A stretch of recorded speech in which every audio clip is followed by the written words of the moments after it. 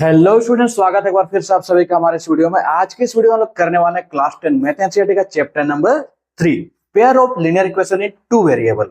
इससे पहले हम लोगों ने क्लास 10 मैथ एनसीईआरटी का चैप्टर नंबर 2 पॉलिनोमियल का वीडियो बना रखा है। अगर आप लोगों ने वो वीडियो नहीं देखा है तो वीडियो के डिस्क्रिप्शन लिंक पे जाइए और वो वीडियो को आराम से देख लीजिए। आज के इस वीडियो में हम लोग करेंगे क्लास 10 मैथ एनसीईआरटी का chapter number 3 pair of linear equation in two variable का इंट्रोडक्शन भी करेंगे, साथ ही साथ उसका जनरल फॉर्म समझेंगे और इसको किस प्रकार से हम लोग सोल्व करते हैं, मतलब मेथड ऑफ सोल्विंग इसका समझेंगे और कौन कौन सा मेथड हम लोग का सिलेबस में है, हर एक मेथड को सोल्व करके देखेंगे और समझेंगे। तो आप लोग से रिक्वेस्ट ये है कि वीडियो को पूरा जरूर से जरूर देखिए और अपना जितने भी दोस्त हैं सभी के साथ इस वीडियो को शेयर कर दीजिए। वीडियो अच्छी लगी तो लाइक करिए और एक कमेंट करना ना भूले। चलिए स्टार्ट करते हैं बिना किसी देर के। यहाँ पे आपका है pair of linear equation in two variable का इंट्रोडक्शन। ठीक है, तो सबसे पहले आपको linear equation in two variable समझना होगा। ठीक है, सबसे पहले इसको अच्छे से समझते हैं। लीनियर कहने का मतलब आपने पिछले वीडियो में देख रखा है। लीनियर का मतलब होता है वैसा इक्वेशन जिसका डिग्री 1 हो। ठीक है, ठीक है, लीनियर इक्वेशन समझ में आ गया। टू वेरिएबल मतलब उस इक्वेशन में कितने वेरिएबल रहेंगे? 2 वेरिएबल रहेंगे। पिछली बार हम लोगों ने सिर्फ एक वेरिएबल वाला पढ़ाई किया था पॉलिनोमियल में, लेकिन अब इस चैप्टर हम लोग को 2 वेरिएबल देखने को मिलेंगे। ठीक है, और साथ ही साथ ये हम लोग क्लास 9th में पढ़े हैं। कौन से क्लास में पढ़े हैं? क्लास 9th में, राइट। तो क्लास 9th में लीनियर इक्वेशन 2 वेरिएबल पढ़े थे। उस समय पे इस लीनियर इक्वेशन के बारे में हम लोग बहुत कुछ जानकारी लिए हुए थे। सबसे पहला जानकारी ये लिए थे कि इसका जो सॉल्यूशन होता है वो इनफिनाइट नंबर ऑफ सॉल्यूशन होता है और इससे जो ग्राफ बनता है वो स्ट्रेट लाइन बनता है। क्या बनता है? Straight line. ठीक है, तो ये बात तो हम लोग पहले ही पढ़े हुए हैं, लेकिन अब मैं फिर से आप लोग को उसका जनरल फॉर्म याद दिलाता हूं। जनरल फॉर्म क्या है? ax plus B Y plus C, जिसमें a, b और c क्या चीज है? कोई भी रियल नंबर है। क्या है? कोई भी रियल नंबर। हाँ, इसमें a is not equal to 0 होगा, b is not equal to 0 होगा। ठीक है, और साथ ही साथ इसमें जो x और y है वो क्या है? दोनों वेरिएबल्स है, 2 वेरिएबल्स है। ठीक है, पहला वेरिएबल x, दूसरा वेरिएबल y है। ठीक है, इसके बाद एक चीज और आप लोग को समझना है। जैसे यहाँ पे x के आगे एक नंबर लिखा हुआ है a, तो इस a को हम लोग कोफिशिएंट ऑफ क्या कहेंगे? x। उसी प्रकार से y के आगे एक नंबर लिखा हुआ है b, इसको क्या कहते हैं? Coefficient of y। ठीक है, ये जो b है उसको क्या बोलेंगे? Coefficient of y। ठीक है, तो linear equation in two variable के बारे में आप लोग एक बात हमेशा याद रखिएगा, इसका इनफिनाइट नंबर ऑफ सॉल्यूशन होता है और इससे एक स्ट्रेट लाइन का कर्व बनता है, मतलब स्ट्रेट लाइन बनता है इसका ग्राफ। ठीक है, तो हम लोग को पढ़ना है pair of linear equation in two variable. ठीक है, पेयर कहने का मतलब आपको समझ में आ जाना चाहिए, इसका 2 इक्वेशन आएगा। ठीक है, कितना इक्वेशन आएगा? 2 इक्वेशन आएगा। ठीक है, 2 इक्वेशन क्या होगा? ठीक है, देखिए, अगर एक इक्वेशन का अभी हम लोगों ने जनरल फॉर्म पढ़ा था ax plus B Y plus C is equal to 0, लेकिन अब हम लोग के पास 2 इक्वेशन आएगा तो दूसरा इक्वेशन भी क्या होगा? ax plus B Y plus C is equal to 0 होगा। ठीक है, तो यहाँ पे 2 इक्वेशन को सेम तरीके से नहीं लिख सकते, इसीलिए हम लोग क्या करते हैं? इस तरीके से लिखते हैं। ये जो देख रहे हैं तरीका, a1 b1 c1 करके लगाएंगे, दूसरे वाले इक्वेशन में a2 b2 c2 करके लगाएंगे। ठीक है, तो यहां पे आप लोग देख सकते हैं इसका जो जनरल फॉर्म है वो क्या है? अरे क्यों नहीं रहे?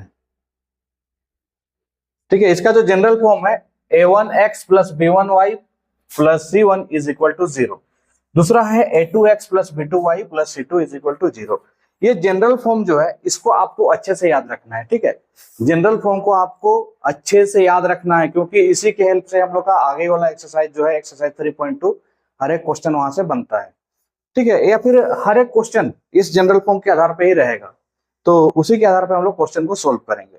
ठीक है, तो ये जो pair of linear equation in 2 variable है, इसको सोल्व करने का जो हम लोग के पास तरीका है वो क्या तरीका है? इसको सोल्व करने का हमारे पास 2 तरीका है। सबसे पहला ग्राफिकल मेथड और दूसरा है एल्जेब्रिकल मेथड। ठीक है, ग्राफिकल मेथड में हम लोग ग्राफ बना के सोल्व करेंगे और एल्जेब्रिकल मेथड में एल्जेब्रा को सोल्व करके करेंगे। ठीक है, तो चलिए एक एक करके समझते हैं हम लोग। Method of solving graphical method. Graphical method क्या है? ग्राफिकल मेथड में हम लोग दो इक्वेशन आएगा तो दो इक्वेशन का दो लाइंस बनेगा, इतना तो पता है। एक इक्वेशन का एक लाइन बनता है तो दूसरे दो इक्वेशन रहेगा तो दो लाइन बनेगा। तो ये दोनों लाइन के हेल्प से हम लोग क्या करते हैं, इसका ग्राफिकल मेथड से सोल्व करते हैं। जब हम लोग ग्राफ बनाएंगे तो दो लाइन बनेगा, ये दो लाइन के हेल्प से हम लोग का सॉल्यूशन आएगा, ठीक है। और ग्राफिकल मेथड में हम लोग को किस किस टाइप का सॉल्यूशन आएगा ये भी पता चल जाएगा, ठीक है। थोड़ा सा वेट करिए, उसको भी मैं अभी बताऊंगा। दूसरा मेथड है अलजेब्रिकल मेथड। अलजेब्रिकल मेथड में तीन मेथड आता है, एक सब्स्टिट्यूशन है, दूसरा एलिमिनेशन है और तीसरा क्रॉस मल्टीप्लिकेशन मेथड है, ठीक है। सब्स्टिट्यूशन मेथड में क्या होता है, कोई भी वैल्यू को सब्स्टिट्यूट करेंगे हम लोग, ठीक है। समझने के समय, क्वेश्चन सोल्व करने के समय अच्छे से समझेंगे इसको। बट सब्स्टिट्यूशन मेथड नाम से पता चल रहा है सब्स्टिट्यूट करना, ठीक है, कोई दूसरे वैल्यू को सब्स्टिट्यूट करेंगे, ठीक है। और ये जो एलिमिनेशन है, एलिमिनेशन का मतलब होता है किसी एक का वैल्यू को एलिमिनेट कर देना, ठीक है। एक्स या फिर वाई दोनों में से किसी एक का वैल्यू को एलिमिनेट करना है। और ये क्रॉस मल्टीप्लिकेशन ऐसे आपका सिलेबस से रिमूव हो चुका है। अगर आप लोग बोलोगे कि इसका एक स्पेशल से वीडियो बना दीजिए सर, तो मैं उसका जरूर वीडियो बना के दे दूंगा। आप लोग कमेंट में बोल दीजिए कि क्रॉस मल्टीप्लिकेशन के लिए भी वीडियो चाहिए, बट ये आपके सिलेबस से रिमूव है, ठीक है। इसके बारे में अभी हम लोग स्टडी नहीं करेंगे। तो चलिए पहले ग्राफ का बारे में बात करते हैं, ठीक है। उससे पहले हम लोग को समझना होगा types of solution of linear equation, कितने टाइप्स के सॉल्यूशन होंगे, ठीक है। ये चार्ट को अगर आप लोग समझ लिए तो पेयर ऑफ लीनियर इक्वेशन का सारा कॉन्सेप्ट ही क्लियर हो जाएगा आप लोग का, ठीक है। Pair of linear equation in two variable का जो टाइप्स ऑफ सॉल्यूशन होता है ये दो प्रकार का मेनली, एक कॉन्सिस्टेंट और एक होगा इनकॉन्सिस्टेंट, ठीक है। कॉन्सिस्टेंट किसको कहेंगे, जिसका सॉल्यूशन हम लोग को मिलेगा, ठीक है। कॉन्सिस्टेंट कहने का मतलब जिसका सॉल्यूशन हम लोग को मिलेगा, और इनकॉन्सिस्टेंट कहने का मतलब जिसका सॉल्यूशन हम लोग को नहीं मिलेगा, राइट। तो कॉन्सिस्टेंट जिसमें सॉल्यूशन मिलेगा, इनकॉन्सिस्टेंट जिसमें सॉल्यूशन नहीं मिलेगा, राइट। तो कॉन्सिस्टेंट फिर से दो भागों में बढ़ जाता है, पहला आता है यूनिक सॉल्यूशन और दूसरा आता है infinite number of solution. Unique solution कहने का मतलब सिर्फ हम लोग को एक ही सॉल्यूशन मिलने वाला है, दोनों ग्राफ को या फिर दोनों इक्वेशन को सोल्व करेंगे तो हम लोग को आंसर कितना मिलेगा, सिंगल, मतलब सिंगल सॉल्यूशन आएगा, ठीक है। और इनफिनाइट सॉल्यूशन कहने का मतलब इनफिनाइट नंबर ऑफ सॉल्यूशन आएगा, बहुत सारा सॉल्यूशन आएगा। और नो सॉल्यूशन कहने का मतलब उसका सॉल्यूशन ही नहीं आएगा, मतलब वो सोल्व नहीं हो सकता, ठीक है। तो अब आप लोग बोलिएगा सर यूनिक सॉल्यूशन होगा ये हम लोग को कैसे पता चलेगा, या फिर इनफिनाइट सॉल्यूशन होगा ये कैसे पता चलेगा, या नो सॉल्यूशन है ये कैसे पता चलेगा। तो इसके लिए आप जब ग्राफ बनाइएगा तो आपका जो ग्राफ होगा इंटरसेक्टिंग लाइन आएगा। यूनिक सॉल्यूशन का ग्राफ इंटरसेक्टिंग लाइन होता है, बिल्कुल इस तरीके से दो लाइन है, इस जगह पे इंटरसेक्ट कर रहा है तो इसी जगह पे इसका क्या होगा, सॉल्यूशन होगा। उसी प्रकार से आप कोइंसिडेंट लाइन को देखिए, एक लाइन के ऊपर दूसरा लाइन है, ठीक है। कोइंसिडेंट का मतलब एक के ऊपर एक ओवरलैप करेगा, तो इसमें हर एक जगह पे आपका सॉल्यूशन है, यहाँ सॉल्यूशन है, यहाँ सॉल्यूशन, हर एक पॉइंट पे इसका, इसलिए इनफिनाइट नंबर ऑफ सॉल्यूशन होता है। अब बात आता है इसमें पैरेलल लाइंस का, ठीक है। किसका आता है, पैरेलल लाइंस, ठीक है। नो सॉल्यूशन होगा तो ये दोनों लाइन एक दूसरे को कहीं पर भी इंटरसेक्ट करेगा ही नहीं। अब जब दोनों लाइन एक दूसरे को इंटरसेक्ट नहीं करेगा तो पैरेलल लाइन होगा, अब पैरेलल लाइन होगा तो नो सॉल्यूशन होगा, याद रखना है। अब इसमें आप बहुत सारे बच्चे ऐसे भी होंगे जो बोलेंगे सर हर एक क्वेश्चन का क्या हम लोग ग्राफ बना के देखेंगे, तो जी बच्चों ग्राफ बना के नहीं देखना है, उसके लिए भी आपके पास एक तरीका है। जैसे कि आप लोग अभी जनरल फॉर्म पढ़े थे, क्या था general form, a1x plus b1y plus c1 is equal to 0, और दूसरा जनरल फॉर्म था a2x plus b2y plus c2 is equal to 0। तो इसके हेल्प से देखिए यहाँ पे मैंने एक लिखा हुआ है a1/a2 अगर इक्वल हो गया b1/b2, मतलब इसका रेशियो को कंपेयर करके हम लोग निकाल सकते हैं। a1/a2 करिए एक बार, b1/b2 भी करिए, अगर ये दोनों बराबर नहीं आता है, ठीक है, ये दोनों अगर बराबर नहीं आता है तो वो केस होगा यूनिक सॉल्यूशन का या फिर इंटरसेक्टिंग लाइन का, ठीक है। उसी प्रकार से अगर आपने a1/a2 निकाल लिया, b1/b2 बराबर हो गया, a1/a2 और b1/b2 दोनों बराबर हो गया, तो हम लोग को c1/c2 भी निकालना होगा। तो c1/c2 जब निकालेंगे, अगर देखें यहाँ बराबर है तो वो इनफिनाइट नंबर ऑफ सॉल्यूशन होगा। मतलब अगर तीनों इक्वल होगा तो इनफिनाइट नंबर ऑफ सॉल्यूशन होता है। a1/2 b1/b2 is equal to c1/c2। Clear है। उसके बाद अगर आपका पैरेलल लाइन या फिर इनकंसिस्टेंट या फिर नो सॉल्यूशन वाला कंडीशन आएगा तो उसमें क्या होगा, a1/2 b1/b2 के तो बराबर होगा ही, साथ ही साथ ये c1/c2 के बराबर नहीं होगा। तो आई होप कि आप लोग को ये समझ में आ गया होगा। इसको एक बार आप अच्छे से नोट डाउन कर लीजिए। इसको मैं बता देता हूँ, एक बार हटा देता हूँ सारा चीज को। इसको अच्छे से आप लोग नोट डाउन कर लीजिएगा, ठीक है, जिससे कि आप लोग को इसको सोल्व करने में या फिर इसमें समझने में आसानी हो। ठीक है, चलिए आगे बढ़ते हैं अब हम लोग ग्राफिकल मेथड में। मतलब हम लोग इसमें क्या समझेंगे, इसमें समझेंगे कंपेयरिंग द रेशियो। ठीक है, जो कि एक्सरसाइज 3.1 में, पहले वाला जो बुक था, ओल्ड बुक था, उसमें एक्सरसाइज 3.2 में है। ठीक है, 3.1 जो पहले था वो रिमूव हो चुका है। अब जो नया 3.1 है वो पहले का 3.2 था। ठीक है, तो उसमें पहला एक क्वेश्चन है कंपेयरिंग रेशियो करके, a1/2 b1/b2 c1/c2 को आप कंपेयर करिए और बताइए कि जो given pair of linear equation है ये इंटरसेक्ट एट अ पॉइंट है या फिर पैरेलल है या फिर कोइंसिडेंट है। ठीक है, इंटरसेक्ट एट अ पॉइंट मतलब एक जगह पे इंटरसेक्ट करेगा, पैरेलल कहने का मतलब कहीं पे इंटरसेक्ट नहीं करेगा, कोइंसिडेंट कहने का मतलब एक दूसरे के ओवरलैप होगा। तो चलिए हम लोग इसका रेशियो कंपेयर करके देखते हैं। ठीक है, इसका रेशियो हम लोग कंपेयर करते हैं। तो सबसे पहले हम लोग क्या निकालना है, a1/a2। ठीक है, तो a1 क्या होगा, x के आगे वाला क्या है 5, a2 यहां से x के आगे वाला 7। तो ये कटेगा क्या, नहीं कटेगा, छोड़ देना है। अब हमको निकालना है b1/b2। ठीक है, b1/b2 निकालिए। यहाँ b1 में क्या है -4 और यहाँ b2 में क्या है 6। देखिए क्या ये किसी भी सूरत में बराबर हो सकता है क्या, बराबर तो नहीं होगा। a1/a2 लिखेंगे, since a1/a2 is not equal to b1/b2। जब ये इक्वल नहीं होता है तो क्या होगा, ये केस किसका हो जाएगा, इंटरसेक्ट एट अ पॉइंट का। क्या क्या केस होगा एक बार अच्छे से समझ लीजिए। इस क्वेश्चन में तो बोला है सिर्फ इंटरसेक्ट, पैरेलल या फिर कोइंसिडेंट निकालिए। ठीक है, इंटरसेक्ट एट अ पॉइंट। ठीक है, इंटरसेक्ट एट अ पॉइंट।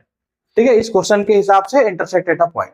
ठीक है, अगर आपको यहाँ पे इंटरसेक्ट एट अ पॉइंट की जगह कोइंसिस्टेंट या फिर इनकंसिस्टेंट पूछा होता, ठीक है, कंसिस्टेंट या फिर इनकंसिस्टेंट पूछा होता, तो बताइए इसका सॉल्यूशन आ रहा है कि नहीं आ रहा है।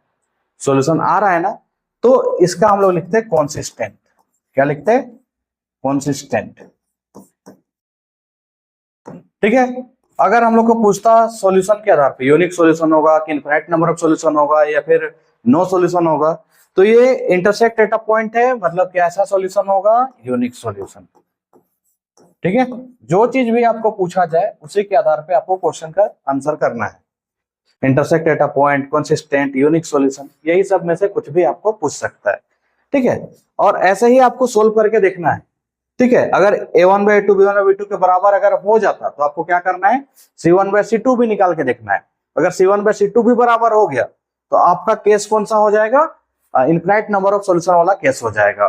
ठीक है, जिसमें लाइंस कैसे होंगे, एक दूसरे के ओवरलैप, मतलब कोइंसिडेंट लाइन होंगे, मतलब इनफिनिट नंबर ऑफ सॉल्यूशन आएगा। और अगर c1/c2 बराबर नहीं होता है तो क्या होगा, उस केस में होगा आपका नो सॉल्यूशन, और जो पेयर ऑफ लाइंस है वो एक दूसरे के क्या रहेंगे, पैरेलल रहेंगे। ठीक है, तो आई होप कि आप लोग को ये ऑन कंपेयरिंग रेशियो वाला सारा कॉन्सेप्ट क्लियर हो गया। ठीक है, अब आगे बढ़ते हैं हम लोग एक ग्राफिकल मेथड से एक क्वेश्चन को सोल्व करेंगे। ठीक है, यहाँ पे draw the graph of equation. यहाँ पे दो इक्वेशन हम लोग को दिया हुआ है, x - y + 1 = 0 और दूसरा है 3x + 2y - 12 = 0। ठीक है, तो पहला वाला को इक्वेशन 1 बोलेंगे हम लोग। ठीक है, पहला वाला ये हम लोग का इक्वेशन 1 हो जाएगा और ये वाला को हम लोग इक्वेशन 2 बोल देते हैं। तो दोनों का सबसे पहले आप लोग को बॉक्स में इसका जो वैल्यूज है वो निकाल लेना है। ठीक है, क्लास 9th में भी हम लोग अच्छे से सीखे थे, अभी फिर से ध्यान से देखिए। ठीक है, फ्रॉम इक्वेशन 1, इक्वेशन 1 क्या है हम लोग का, x - y, ये +1 को अगर उधर ले जाए तो क्या हो जाएगा, -1। ठीक है, अब आप यहाँ पे इसका इस तरीके से डब्बा बना के सोल्व करिए। ठीक है, अब एक एक बार अलग अलग वैल्यू रख के देखेंगे कि क्या क्या आता है हम लोग का। यहाँ पे x, यहाँ पे y। ठीक है, अब x के जगह एक बार आप 0 रख के देखिए तो y का क्या वैल्यू आएगा। x के जगह मैंने 0 रखा, ये 0 खत्म हो गया तो minus Y is equal to minus Y, मतलब माइनस माइनस कट जाएगा तो y इज इक्वल टू क्या, 1। ठीक है, उसी प्रकार से अगर मैं y को 0 कर देता हूं, y को 0 कर दिया तो x इज इक्वल टू क्या हो गया, माइनस में 1। चलिए एक एक तो हो गया। एटलीस्ट कभी भी आप लोग ग्राफ बनाइए तो 3 ये इसका सॉल्यूशन निकालिएगा। ठीक है, 2 निकालते हैं बहुत कोई, इसमें गड़बड़ होने का चांस है। क्या गड़बड़ होता है, अगर आप 2 निकालते हैं तो 2 पॉइंट अगर आप गलत भी निकाले तो भी 2 लाइन आराम से, मतलब 2 पॉइंट से 1 लाइन आराम से बन जाता है। ठीक है, तो इसीलिए आप लोग 3 लाइन मतलब 3 पॉइंट निकालिएगा तो हमेशा करेक्ट होगा। अगर स्ट्रेट लाइन नहीं बना तो आप समझ जाइएगा गलत होगा। ठीक है, अब यहाँ पे देखते हैं कुछ और वैल्यू लेके, जिससे कि हम लोग यहाँ पे ये आ जाए, -1 आ जाए। अगर हम 3 रख लिए इसको, अगर x को हम 3 रखते हैं तो y को क्या रखना होगा, -1 लाने के लिए हमको -4 रखना होगा। क्या है कि 3 फिर माइनस, अच्छा y की जगह -4 हो जाएगा ना, तब तो ये 7 हो जाएगा। ये नहीं रख सकते आप। इसको रखने के लिए आपको वापस चलते हैं थोड़ा सा। आप x के जगह 2 रख दीजिए। ठीक है, x के जगह पे आप 2 रख दीजिए और y के जगह पे 3 रख दीजिए, तो 2 - 3 क्या हो जाएगा, -1 हो जाएगा। तो ये हम लोग का सेटिस्फाइड है। x के जगह पे 2 रखिए और y के जगह पे 3 रख दीजिए। ठीक है, 2 - 3 डेट इज -1। ठीक है, आगे बढ़ते हैं। तो ये पहला वाला इक्वेशन के लिए हम लोग का ये डब्बा आ गया है। ठीक है, क्लास 9 के जैसा वेन वो करके लिखने का जरूरत नहीं है। ठीक है, अब हम लोग इक्वेशन 2 के लिए बनाएंगे। ठीक है, लिखेंगे हम लोग फ्रॉम इक्वेशन 2। इक्वेशन 2 क्या है हम लोग के पास, इक्वेशन 2 है 3x + 2y। ये -12 को अगर उधर ले जाते हैं तो ये हो जाएगा हम लोग का प्लस में 12। ठीक है, तो अब यहां से इसका भी हम लोग डब्बा बना लेते हैं।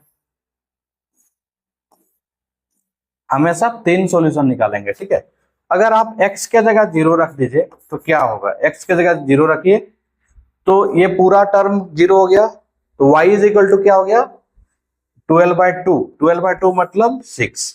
अगर आप y को 0 रख दीजिए, y 0 हो गया, तो 3x इज इक्वल टू 12, 3 उधर जाके डिवाइड, 12 डिवाइडेड बाय 3 मतलब 4। अब एक काम करिए, 0 0 तो रखा गया, x के जगह 2 रखिए तो 3 2 जा 6। यहाँ पे कितना रखना होगा कि 12 वाला जोड़ने से 3 रखना होगा, 3 2 जा 6, 2 3 जा 6, 6 + 6 12। तो ये आपका पॉसिबल सॉल्यूशन निकाल दिए हैं। ठीक है, अब इसको ग्राफ में प्लॉट करने की बारी है। ठीक है, तो सबसे पहले ग्राफ 1 बनाएंगे हम लोग। x इज इक्वल टू कितना है, 0।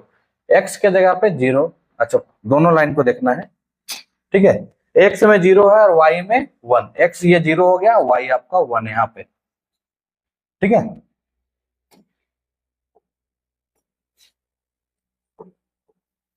y आपका 1 इस जगह पे है। ठीक है, x में जाएंगे -1, x में आ जाइए -1 और y में 0, मतलब इसी जगह पे आपको रहना है। ठीक है, अब नेक्स्ट आपका आ जाता है x में 2, x में 2 और y में 3, x में 2 y में 3, ये वाला पॉइंट। ठीक है, x में 2 y में 3, ये तीनों पॉइंट देखिए एक ही लाइन पे आ रहा है, तो इसको आप स्ट्रेट इस तरीके से बना लीजिए। ठीक है, स्ट्रेटली इस तरीके से बन गया आपका। दूसरा वाला जब हम लोग कर रहे हैं, ध्यान से देखेंगे, x में 0 है, y में 6 है, x में 0 y में 6, x में 0 y में 6 बिल्कुल इस जगह पे आएगा। ठीक है, अच्छा इसका पॉइंट भी लिख देना है। इसका पॉइंट क्या क्या है, यहाँ पे आपका -1 और 0, ये आपका 0,1 है और ये आपका 2,3 है। ठीक है, दूसरा वाला को बना रहा है 0,6, तो 0,6 यहाँ पे हो जाएगा। फिर x में जाएंगे 4,0, x में 4 और y में 0, मतलब इसी जगह पे। ये 0,6 हो गया आपका, और ये आपका हो गया 4,0। ठीक है, उसके अलावा जो नेक्स्ट पॉइंट है वो 2,3 है। तो 2,3 हम लोग का यहाँ पे है, तो ये दोनों जगह ओवरलैप हो जा रहा है। ठीक है, तो मतलब हम लोग का जो सॉल्यूशन आएगा वो बिल्कुल इसी जगह पे आएगा। ठीक है, तो हम लोग का जो सॉल्यूशन हो गया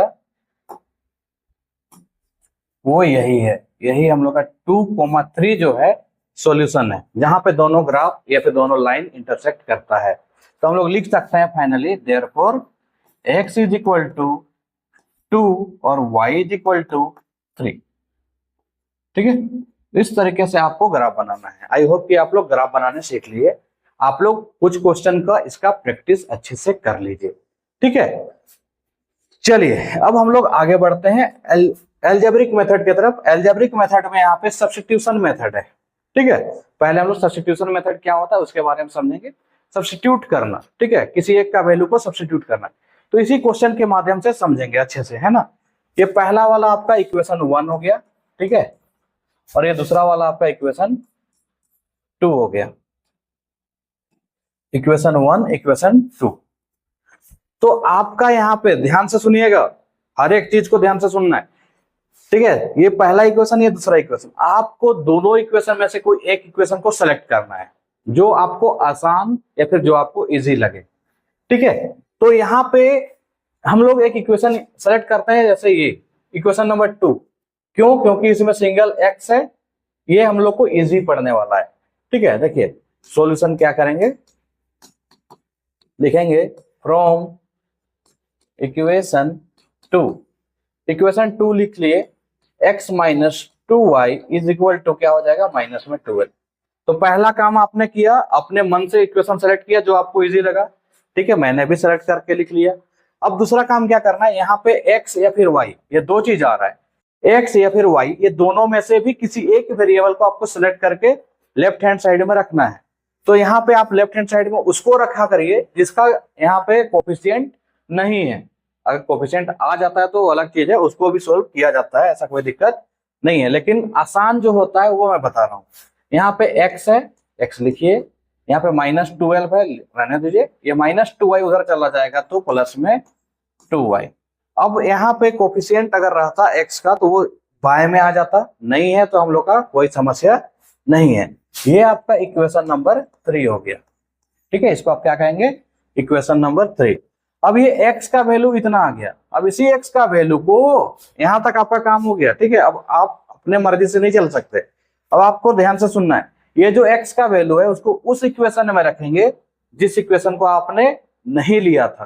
ठीक है, तो आपने इक्वेशन 1 को नहीं लिया हुआ है, इक्वेशन 2 लिए थे। ठीक है, तो क्या लिखेंगे यहाँ पे, पुट वैल्यू ऑफ x, किसका वैल्यू, x का वैल्यू किस में रखना है, इन इक्वेशन 1 में, इन इक्वेशन 1 में। तो इक्वेशन 1 क्या है हमारे पास, इक्वेशन जो 1 है हम लोग के पास वो क्या है, 2x plus 3y is equal to 11। तो आपको x का वैल्यू रखना है तो 2 रखिए, x के जगह पे कितना, -12 प्लस 2y, ठीक है, प्लस में 3y is equal to 11, right. तो यहाँ 2 से अगर मल्टीप्लाई करें, 2 इंटू 12 तो माइनस में 24, 2 इंटू 2y तो 4y, और प्लस में 3y तो है, इज इक्वल टू क्या हो गया आपका 11। ठीक है, 4y प्लस 3y ये आपका 7y हो जाएगा, इज इक्वल टू यहाँ पे 11 है, ये -24 उधर चला जाएगा तो प्लस में 24। ठीक है, अब यहाँ पे सिर्फ आप y छोड़ दीजिए, 11 प्लस 24 डेट इज 35, और 7 मल्टीप्लाई में था, ये 7 आके डिवाइड में, 7 का टेबल 35 कितने बार में आता है, 5। तो यहाँ से आपका y इज इक्वल टू निकल के आ गया, y इज इक्वल टू कितना आया भाई, 5। y इज इक्वल टू कितना आ गया, 5। अब आपको इसी y का वैल्यू को पुट करना है।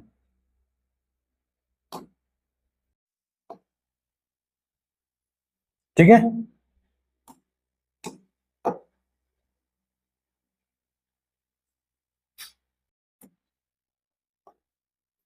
इसी y का वैल्यू को किसे पुट करना है, आप इक्वेशन 1 में भी पुट कर सकते हैं, 2 में भी पुट कर सकते हैं, 3 में भी पुट कर सकते हैं। तो हम लोग इक्वेशन 3 में पुट करेंगे, क्यों करेंगे, क्योंकि ये हम लोग का क्या है, सोल्व किया हुआ है, डायरेक्टली आंसर आ जाएगा। ठीक है, तो हम लोग क्या करेंगे, put value of x in equation 3, put value of x in equation 3। Equation 3 क्या है हमारे पास, यहां पे है x is equal to -12 plus में 2y। ठीक है, तो -12 लिखिए प्लस 2, y के जगह पे कितना आया आपका 5, तो यहाँ पे बस 5 बैठा दीजिए। -12 प्लस 2 5 जा 10, तो -12 प्लस 10 दैट इज -2। तो आपका जो रिक्वायर्ड था वो आ गया। क्या रिक्वायर्ड था, therefore x is equal to आ गया आपका माइनस में 2 और y इज इक्वल टू आ गया आपका 5। ठीक है, तो इस तरीके से हम लोग सोल्व करेंगे। ये सब्स्टिट्यूशन मेथड है। ठीक है, सब्स्टिट्यूशन मेथड में एक बार फिर से मैं बता दे रहा हूँ क्या क्या किए शॉर्ट में। दोनों इक्वेशन रहेगा, दोनों इक्वेशन में से किसी एक इक्वेशन को सेलेक्ट करना है।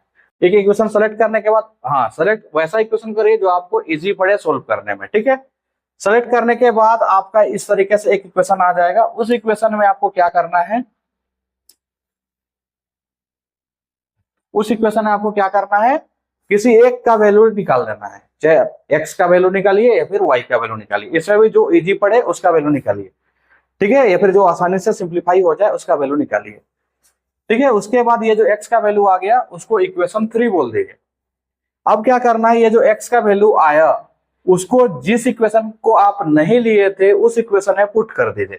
जैसा कि इस केस में मैंने इक्वेशन 1 को नहीं लिया था, तो मैंने इक्वेशन 1 में इस वैल्यू को पुट कर दिया एंड देन उसको सिंप्लीफाई करके आपका जो वैल्यू आ जाएगा y का, ये चाहे x का, किसी एक का वैल्यू आएगा, उस वैल्यू को आपको इक्वेशन 3 में पुट कर देना है, जिससे कि आपका आसानी से सॉल्व हो जाए। आप 1 में भी पुट कर सकते हैं, 2 में भी, लेकिन 3 क्यों, क्योंकि 3 को हम लोगों ने सिंप्लीफाई कर रखा है। आई होप कि आप लोग का सब्स्टिट्यूशन मेथड समझ में आ गया। चलिए आगे बढ़ते हैं एक लास्ट एलिमिनेशन मेथड की तरफ। ठीक है, इसी वीडियो में हम लोग तीनों का तीनों मेथड सीख रहे हैं। ठीक है, एलिमिनेशन मेथड में क्या है आपका, एलिमिनेशन मेथड में 2 क्वेश्चन है, मतलब 2 इक्वेशन है, हर एक क्वेश्चन में 2 इक्वेशन रहेगा। ठीक है, तो पहले वाले को इक्वेशन 1, दूसरे वाले को इक्वेशन 2 बोल देंगे। ठीक है, तो ये दोनों इक्वेशन में आपको ध्यान से देखना है, क्या देखना है, कोफिशिएंट ऑफ x और कोफिशिएंट ऑफ y को। ठीक है, दोनों इक्वेशन में क्या आपको नजर डालना है, इक्वेशन मतलब कोफिशिएंट ऑफ x और कोफिशिएंट ऑफ y में। कोफिशिएंट ऑफ x या फिर कोफिशिएंट ऑफ y, दोनों में से किसी एक को आपको देखना है कि वो इक्वल है या नहीं। अगर इक्वल है तो अच्छी बात है, कुछ करने की आवश्यकता नहीं है। लेकिन अगर इक्वल नहीं है तो आपको उसको क्या करना होगा, कोई कांस्टेंट नंबर से मल्टीप्लाई करके उसको इक्वल करना होगा। जैसे कि यहाँ पे मैं देख रहा हूं, यहाँ पे x है, यहाँ पे 2 है, 2x है, यहाँ पे प्लस y है, यहाँ पे -3y है। तो ना ही x वाला बराबर है मेरे पास, ना ही y वाला बराबर है। तो अब यहाँ पर मैं जिसे चाहूं उसे बराबर कर सकता हूं। ठीक है, क्योंकि बराबर है नहीं, तो इसमें भी बराबर मैं वैसा x या फिर y दोनों में से किसको करूंगा, जो हमको इजी पड़ेगा। ठीक है, दोनों में से जो हमको इजी पड़े उसी को हमें इक्वेट करना चाहिए। तो अभी यहाँ पे प्लस में y है, यहाँ माइनस में y है, तो हम लोग y वाला को इक्वेट करें तो ज्यादा अच्छा है। तो कैसे इक्वेट होगा, अगर y वाले में 3 आ जाए, यहाँ पे ऑलरेडी 3 है, यहाँ पे 3 आ जाए तो बराबर हो जाएगा। अब बराबर लाने के लिए, मतलब यहाँ पे 3 लाने के लिए इक्वेशन 1 को क्या करना होगा, आपको 3 से मल्टीप्लाई। ठीक है, लेकिन जो इक्वेशन 2 है उसको क्या करना होगा, 1 से मल्टीप्लाई। ठीक है, उसको किसी और नंबर से मल्टीप्लाई करिएगा तो दूसरा नंबर आ जाएगा, 1 से करिएगा तभी जाके वो 3y रहेगा। बाकी को भी मल्टीप्लाई करना है।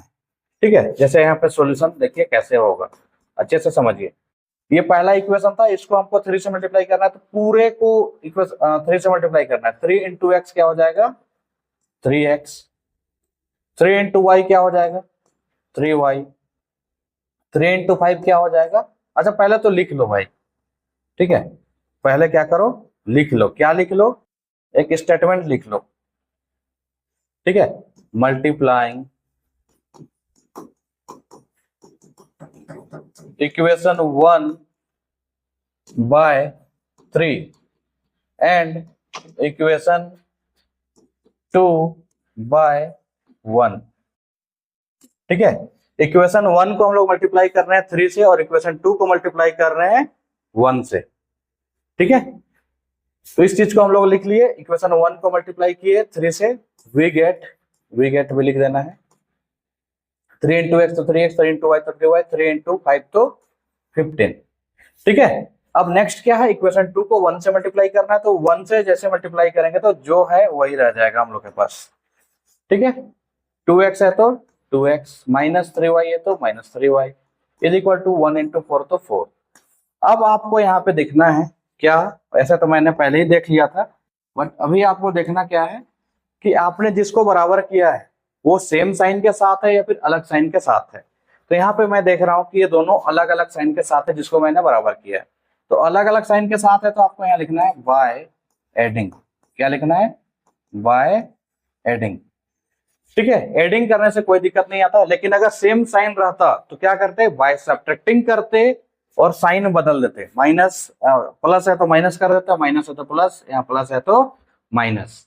ठीक है, नीचे वाला जो भी इक्वेशन रहेगा उसका साइन को बदल देना रहता अगर हम लोग सब्ट्रैक्टिंग करते तो। क्योंकि यहाँ पे हम लोग एडिंग कर रहे हैं तो हम लोग को साइन बदलने की आवश्यकता नहीं है। ये 3y प्लस में, ये 3y माइनस में कट जाएगा, बचेगा क्या, 3x प्लस 2x तो 5x, और ये 15 plus 4 that is 19। x is equal to क्या हो जाएगा हम लोग का 19 डिवाइडेड बाय 5। तो x का वैल्यू हम लोग का इजीली आ गया। अब इसी x का वैल्यू को क्या करना है, दूसरे इक्वेशन में पुट कर देना है। ठीक है, तो वही काम करते हैं, put value of x in equation, किसे पुट करें, 1 ज्यादा इजी पड़ेगा तो 1 में पुट करिए। ठीक है, x plus Y is equal to 5 है। ठीक है, x का वैल्यू आ गया आपका 19/5 प्लस में y इज इक्वल टू 5। ये प्लस में 19/5 है। ठीक है, प्लस में आपका 19/5 है, तो एक काम करिए,